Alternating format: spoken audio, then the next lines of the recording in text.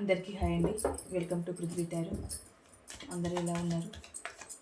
మీరందరూ బాగుండాలని, డివైన్ మిమ్మల్ని బ్లెస్ చేయాలని కోరుకుంటున్నాను.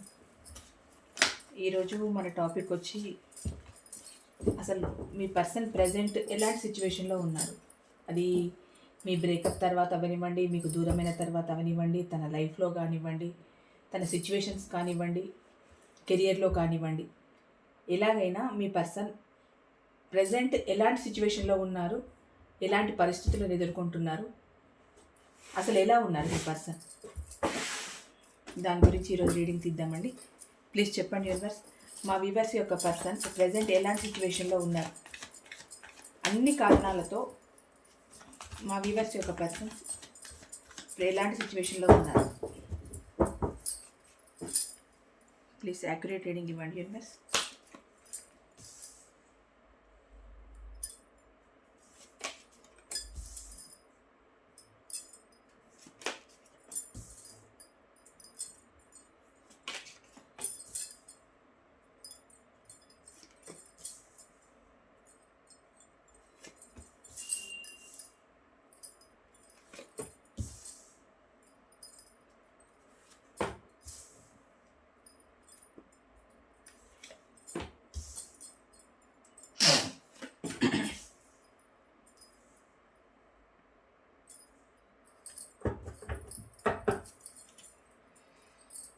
Bottom of the deck, King of Swords, Queen of Pentacles, Devil, the Hermit. Okay, ఇది అన్నిటికీ సంబంధించిందండి. కెరియర్ పరంగా, మీ రిలేషన్ పరంగా, ఫ్యామిలీ పరంగా, అన్నిటి గురించి ఈరోజు అసలు తను ఎలాంటి పరిస్థితుల్లో ఉన్నారు అన్న దానిపైన ఈ రీడింగ్ అండి. ఇక్కడ ఫస్ట్ కార్డ్ ఏంటి అని అంటే, ఇది 10 ఆఫ్ పెంటికల్, అంటే కుటుంబం కోసం, కుటుంబ బాధ్యతల కోసం ఎక్కువ టైం స్పెండ్ చేస్తున్నారు. ఒక రకంగా కుటుంబాన్ని బాగా చూసుకోవాలి అన్న ఉద్దేశంతో ఎక్కువ టైం స్పెండ్ చేయడం, ఎక్కువ వర్క్ చేయడం, కుటుంబాన్ని హ్యాపీగా చూసుకోవాలి, భార్య, పిల్లలు, అమ్మ, నాన్న, అంటే ఇంటిని ఒక ఏంటి అని అంటే ఇంటిని సంరక్షించడానికి ఎలాంటి పనులైతే చేయాలో, అంటే వాళ్ళ కుటుంబం హ్యాపీగా ఉండడానికి ఎలాంటి పనులు చేయాలో అలాంటి పనులు చేస్తున్నారు. కుటుంబాన్ని సంరక్షించుకోవడానికి ఫైనాన్స్ పరంగా కానివ్వండి, లేదు తన పెద్దరికాన్ని నిలబెట్టుకోవడానికి కానివ్వండి, లేదు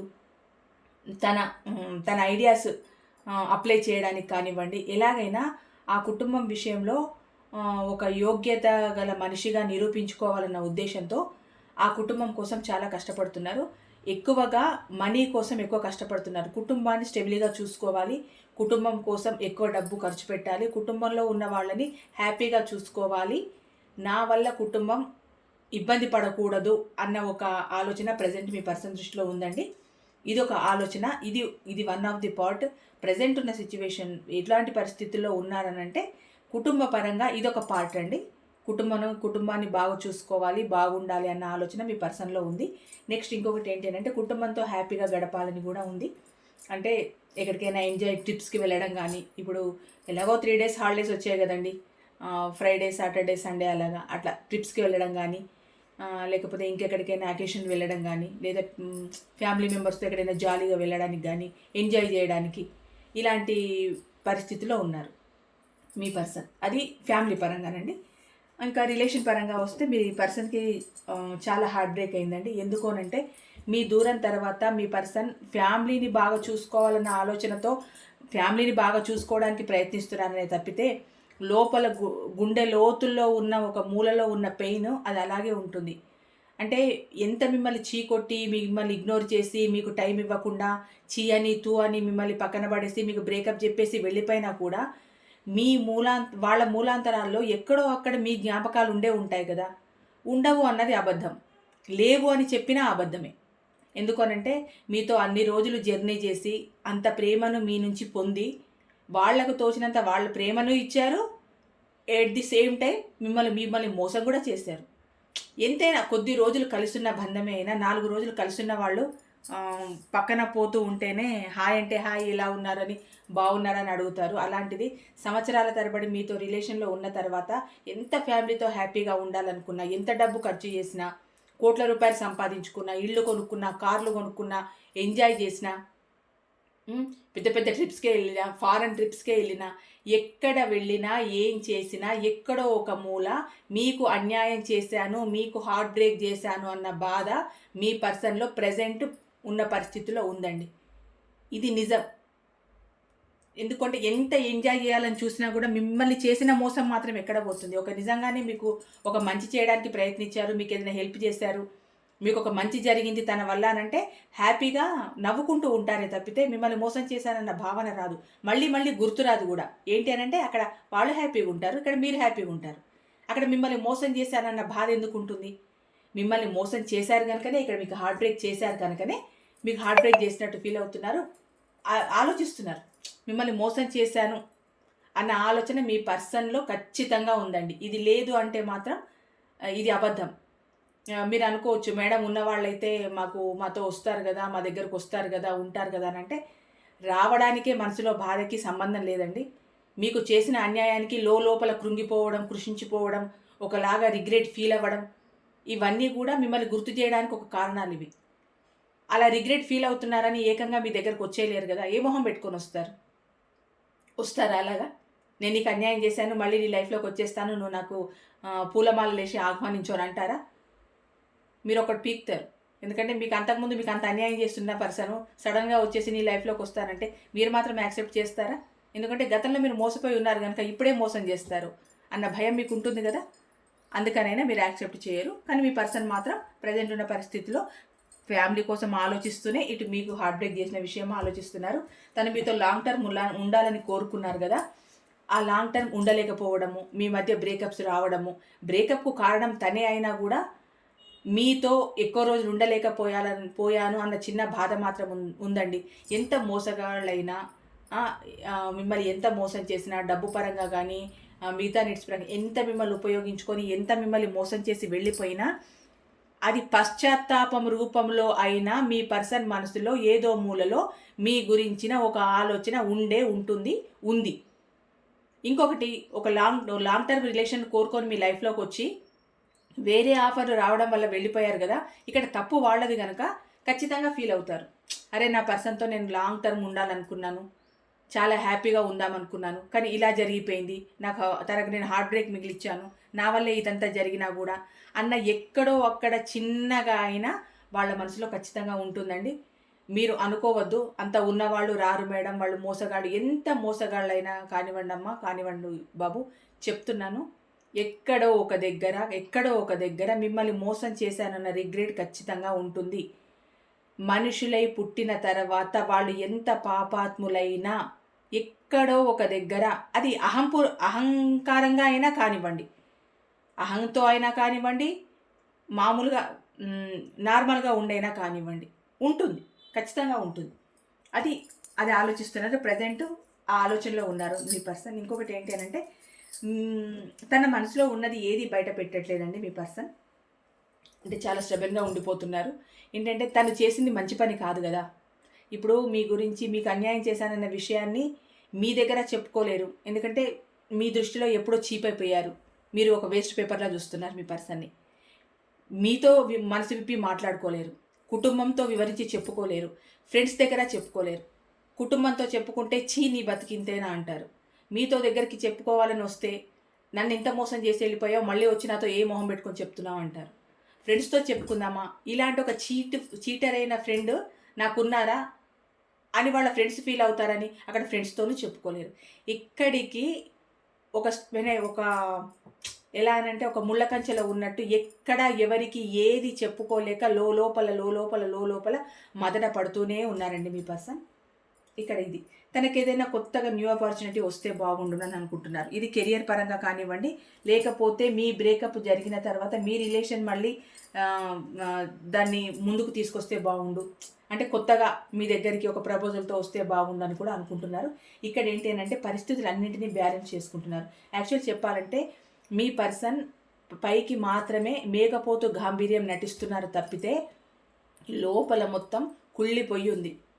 అంటే లోపల ఒక రకమైన బాధ, ఒక చెదల్లాగా తినేస్తుంది మీ పర్సన్కి.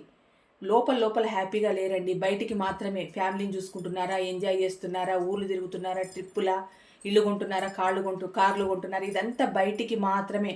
అంటే మేడం హ్యాపీగా లేని ఇవన్నీ చేస్తారనంటే హ్యాపీగా ఉన్న వాళ్ళు మాత్రమే ఇవన్నీ చేయరండి. సంతోషంగా లేని వాళ్ళు కూడా చేస్తారు. ఎందుకు అనంటే రెస్పాన్సిబిలిటీ, దానికోసమైనా చేస్తారు. సంతోషంగా ఉంటేనే ఇల్లు కొనుక్కోరండి, సంతోషంగా ఉంటేనే కార్లు కొనుక్కోరు, ఎంజాయ్లు చేయరు, తీర్థయాత్రలు చేయరు, ట్రిప్పులు వెళ్ళరు.